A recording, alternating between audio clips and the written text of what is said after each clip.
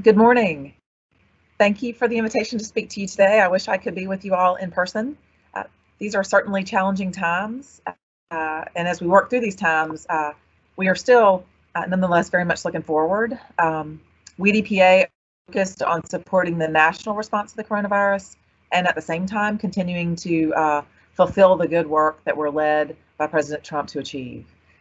Over the last 3 years, under the leadership of the President, this administration at EPA has worked to strengthen our partnerships, to reduce regulatory burden, and to drive results in environmental protection. And the work is continuing even as we do it in a more socially distant manner. I thought I'd start off by touching quickly on what EPA has been doing in direct response to the coronavirus. So I guess our most fundamental role and key role in the national response is when it comes to disinfectants, given our responsibilities under FIFRA. So we have been working starting in March to ensure that the public has good information and an adequate supply of disinfectants that are effective against COVID-19. In March, we put out a list of EPA-approved disinfectants that were qualified for use against the virus. We've expedited our review of products that can be used against COVID, and we now have well over 400 products that are on that list. We've streamlined the regulatory review of product substitution so that manufacturers could safely address supply chain issues for disinfectants.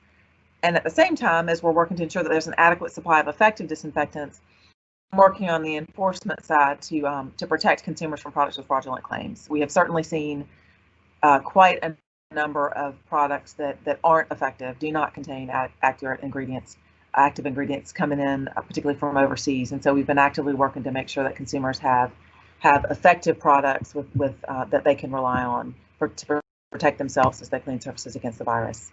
And so generally across our program, beyond just disinfectants, we've also been working to address any regulatory hurdles that industries, that the regulated community, that water utilities may find that arise from COVID. And so that's active work that continues because we understand that this is a significant issue for across the national economy, the suite of regulated entities and governments. So we're actively working to support our nation's response to the pandemic. At the same time as all this has been happening, 2020 is in fact the 50th anniversary of EPA. And so we have been doing a great deal this year to support coronavirus, but we've also been actively reflecting on the last 50 years of environmental protection and the results that we've achieved. And those results nationally are impressive. I'm going to share some slides with you.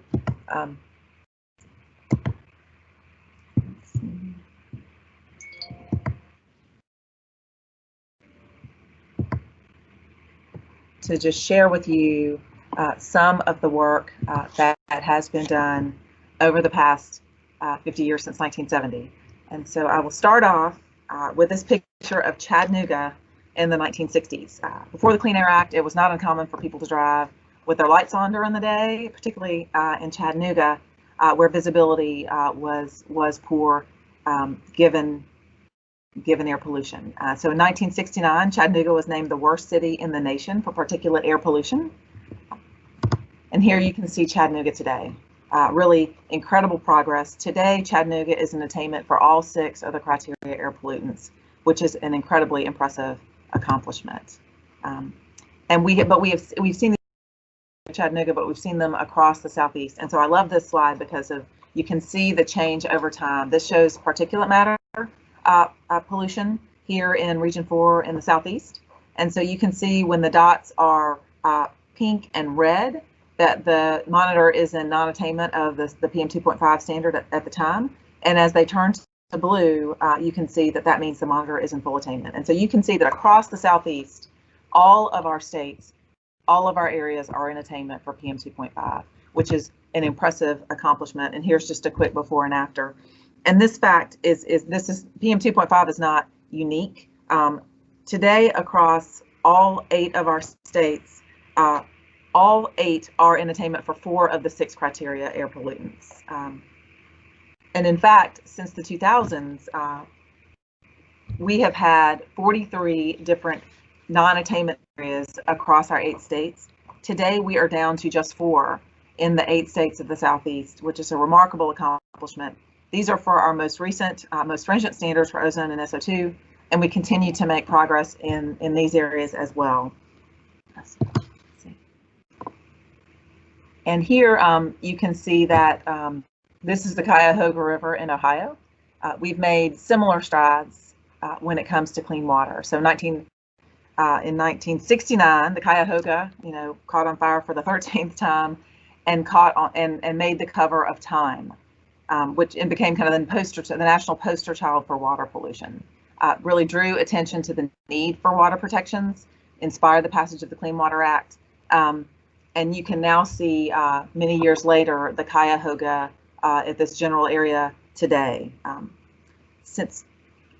And we've made this progress not simply in this one water body, but across our nation's waters. Since 2005 alone, across the country, we have partially or fully restored 250,000 acres of lakes or ponds and 10,000 miles of rivers and streams. And we've also seen incredible success when it comes to safe drinking water, which is really one of the areas where we have probably seen the most significant and noteworthy achievement when it comes to protecting just the public health and daily life of our citizens. In 1970, over 40% of our country's drinking water systems failed to meet basic health-based standards.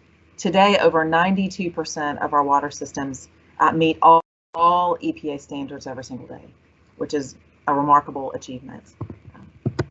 And we have made very significant progress when it comes to cleaning up our lands, cleaning up contaminated lands and returning them to productive use, which I know we've spoken about before, as y'all know, is a really significant priority for this administration.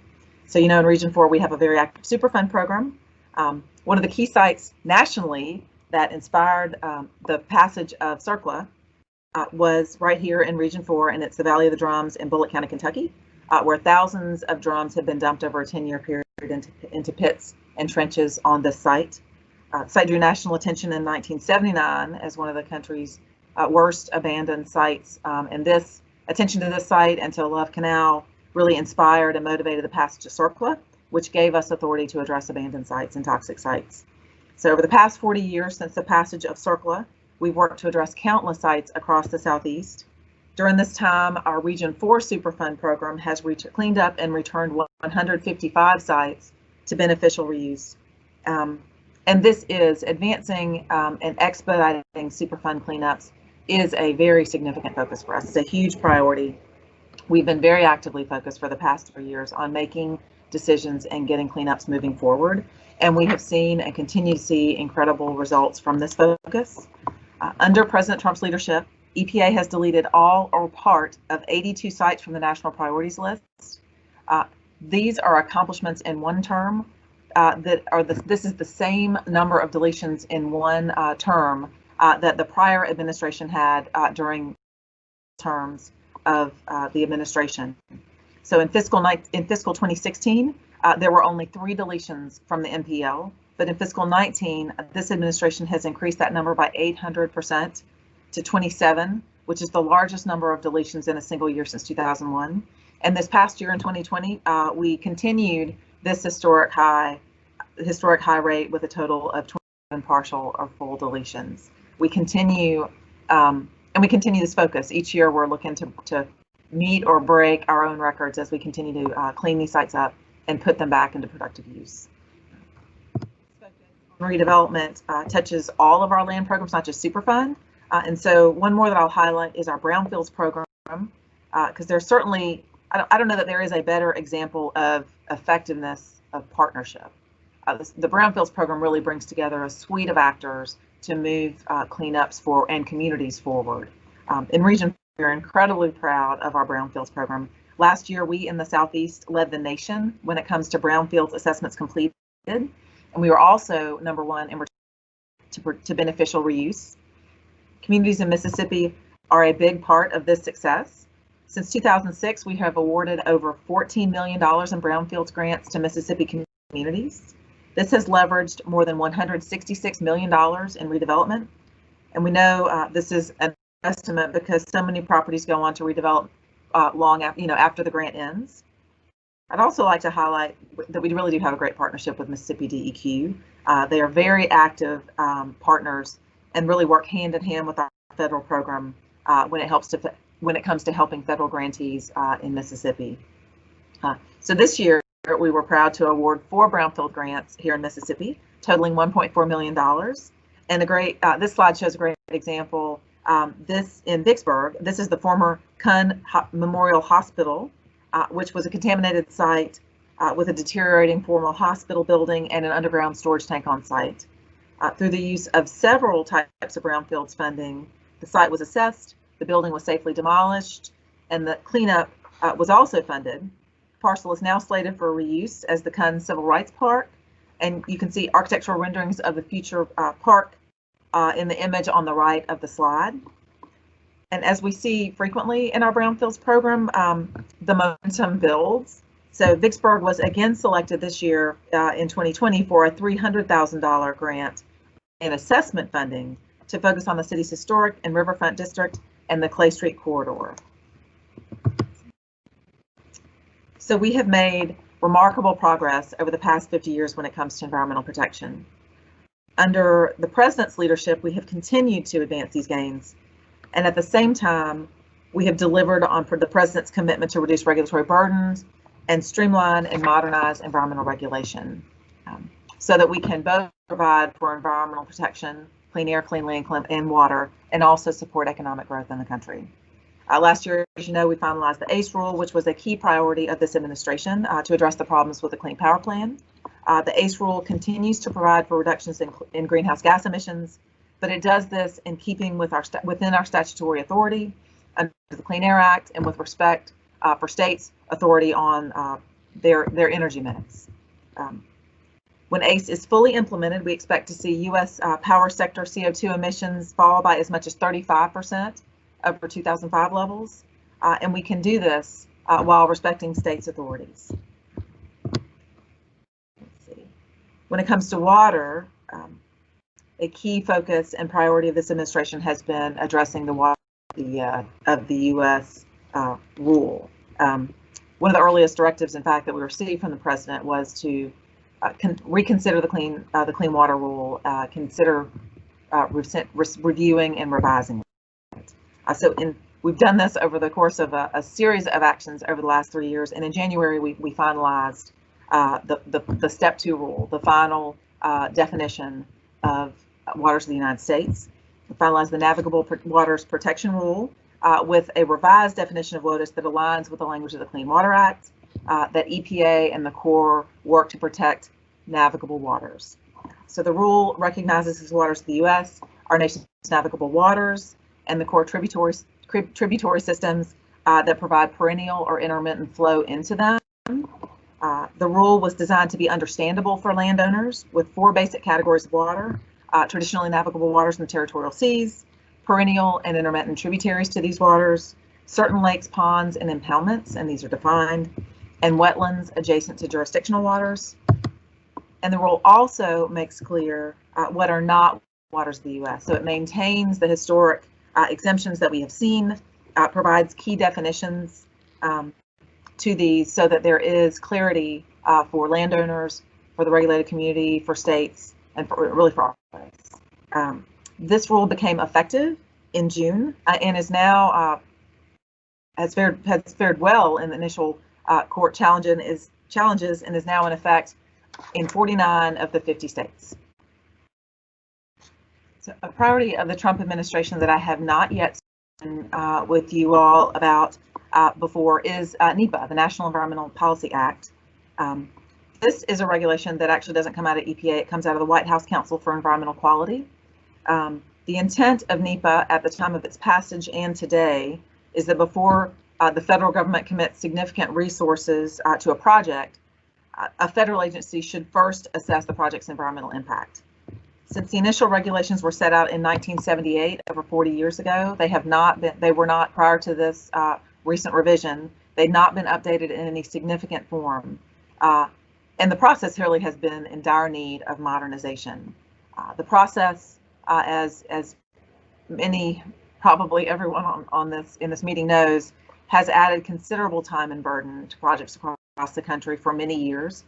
And notably, this has added considerable time and burden to critical infrastructure projects. Roughly half of all EISs are for infrastructure projects. The average time for a NEPA review of a federal highway project is over 7 years, with many projects taking a decade or longer. If you look across all federal agency actions, the average time for a NEPA review is 4.5 years, and the average length of a NEPA document is 600 pages, not counting the appendices. In addition, after this process, the decisions are frequently challenged in court, which further adds to time and cost. So the fundamental view of this administration and the statute is that NEPA was never intended to be analysis for analysis' sake, that it was intended to lead to a decision. So investment in infrastructure, as you know, is a key priority for the president. So in in 2017, President Trump issued an executive order establishing the one federal decision policy, and a key piece of this was directing the White House CEQ to consider revising NEPA, which they have done. And so in July, CEQ finalized revisions to the regulation to simplify and modernize the process, and to be in keeping with the time frame that was envisioned in the act, which was a stated 2 years. So the aim has been to accelerate the NEPA process so that we do meet the 2-year time frame that's been envisioned, to improve the coordination between federal agencies in the process, and to provide greater certainty for applicants. So the revisions are a major step towards accelerating infrastructure investment in the country. These regulations were finalized in the summer and became effective on September 14th. So federal agencies such as EPA now have 1 year to develop our own NEPA procedures, which will be consistent with the updated regulations. So we have spoken before about the critical need for investment in water infrastructure across the country. A key part of our national success when it comes to clean water, both clean surface waters and our safer drinking water, has been the really significant infrastructure investments we've made over the decades. Since 1970, EPA has invested over $120 billion in infrastructure funding for clean water and safe drinking water. But the need remains great. Across the country, we have a projected need of $740 billion in new funding for wastewater, stormwater, and drinking water systems across the country. So certainly the money that we currently have circulating in the state revolving funds is not adequate to meeting those needs. As you know, over the last few years, we've added the EPA fund, which adds an additional fund source run out of EPA for larger credit-worthy projects. Our first loans were issued in 2017, and since that time, we have issued 32 EPA loans totaling $6.3 billion, which will finance over $12 billion in infrastructure projects. Nationally, we recently announced that $6 billion is available for a fourth EPA round, and so we continue to focus on providing additional tools to meet the critical needs of our municipalities across the country. Another key focus under this administration has been working across federal agencies to address exposures to lead. We have certainly made great strides nationally when it comes to addressing exposures to lead, and yet there is no safe level of lead for any of us, and certainly for our nation's children. And so it continues to be an area where we strive to move the needle to protect really the most vulnerable among us. And so a key piece of this from EPA's standpoint is revising the lead and copper rule. Last fall, we proposed the first major revision to the rule since 1990. That has been out for comment. We are reviewing comments, and we look and hope to finalize the rule very soon. Our aim in addressing the lead and copper rule is really to take meaningful steps when it comes to addressing lead in our most at-risk communities. So the proposed rule, as we saw it, put in place requirements so that municipalities that had issues would need to take earlier action to reduce risks. It strengthens treatment requirements. It improved communication to the public, and for the first time took steps to address exposures in schools and child care facilities. So this rulemaking is at the top of the administrator's list, and so we hope to have a final rule issued very soon. We are also, as we look forward to the next 50 years, we're also focused on PFAS. And so I know when I was with you all last year, we spoke about the PFAS action plan and the significant agency effort to address PFAS across the suite of environmental media, and certainly our exposures to it. In February 2019, we put out the Federal Action Plan, which was our agency's first truly multimedia plan to address a contaminant. Since that time, much has been done and much work remains underway. So I'll quickly go through what has been done and the work that remains underway. So we proposed a regulatory determination for PFOA and PFOS, which is the next step in moving towards an MCL, a drinking water standard for PFOA and PFOS. We issued interim groundwater cleanup guidance for PFOA and PFOS to facilitate cleanup in Superfund sites. We added 172 PFAS to the toxic release inventory. We've issued a final regulation to stop products containing PFAS from entering or re-entering the marketplace without EPA approval. We've started the regulatory development process for listing PFOA and PFOS as hazardous substances under CERCLA. We have conducted and continue to conduct significant research so that we can better understand toxicities and exposures, treatment methodologies, and management of these contaminants. We do plan to include PFAS in the next nationwide drinking water monitoring cycle, so we can continue to advance our understanding of PFAS presence in our water. So you can see this is a really significant focus for us, one that we will continue to prioritize in the coming years. So finally, as we talk about ongoing efforts and looking forward, I'd like to highlight our work with other federal agencies when it comes to opportunity zones. We are part of the White House Opportunity and Revitalization Council, which was formed to better coordinate federal economic development resources in distressed communities. In the Southeast, here in Region 4, we have 20% of our nation's opportunity zones. There are 100 here in Mississippi. And when it comes to working with federal agencies and working to advance development in opportunity zones, in an opportunity zone, one of the key tools that we have at our disposal really is our brownfields program, which supports cleanup and community revitalization. So on this slide, you can see the blue squares or blue shapes are our opportunity zones here in the Southeast. We've also layered on brownfield sites and our smart growth project areas. So we really are looking to better coordinate and leverage our efforts so that we can assist with development in these areas. Under President Trump's leadership, as we have focused our efforts, we have delivered approximately $287 million in brownfields grants to communities across the country, and many of these awards are in opportunity zones because we do prioritize these sites in selecting grantees. So in closing, it has been a very active 3 years at EPA. We've had a lot going on as we've worked to both protect and improve the environment and at the same time streamline and modernize our environmental regulatory processes. Administrator Wheeler will often share that when President Trump called him about becoming administrator of the agency, that he said, you know, the president said, I want you to keep cleaning up the environment and I want you to reduce regulatory burden. And we really have taken that to heart over the last 3 years to continue to advance environmental protection, clean up the air, clean up the land, clean up the water, and at the same time streamline and modernize our processes. So that's our focus this year and our focus going forward. Thank y'all so much for inviting me to speak with y'all today. I'm sorry I can't be there in person, but I hope you're well. Please take care, and I look forward to being together again in the future. Thank you.